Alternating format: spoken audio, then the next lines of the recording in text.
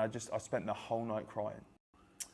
Yeah, and I'll tell you where that hit me. It was while I was in hospital actually, probably about 4 weeks, where they let me out of a clinical environment. And my family were all in a flat across the road, like in a tower block. And I was obviously in a wheelchair. And they put me in a chair, we went out for a meal, we went back to the flat, and I got in like the communal entrance. I got in the front entrance of the flat, but because my wheelchair was one-handed, you have a wheel, and then you have a bar to go forward and back, and then another bar to go left or right. So it's extra wide, and I couldn't get in any of the rooms in this flat. So I had to like sit in the corridor, and I had to piss in a bottle. And when we had dinner in the evening, I had to eat it on my own. And well, like, so people came out, but I was sat in the corridor. And eventually we figured out, like my dad picked me up, and then they collapsed the wheelchair, put it through a door. And I was allowed to stay in the flat that night. And they did that in the bedroom, and I was with Becky, my girlfriend. And I had only to that point in my hospital room seen myself here up to shave and brush my teeth in the sink in the hospital room. And there was a full-length mirror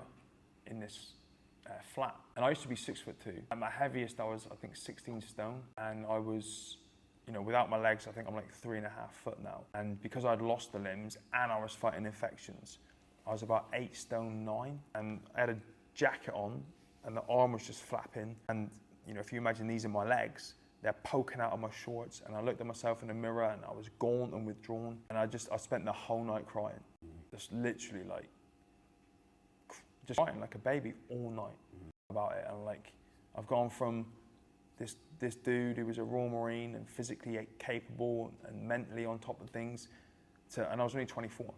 And I'm like, shit, I've got a long life of living like this, and it was brutal, man. You know, and there's a lot to be said for having a good cry.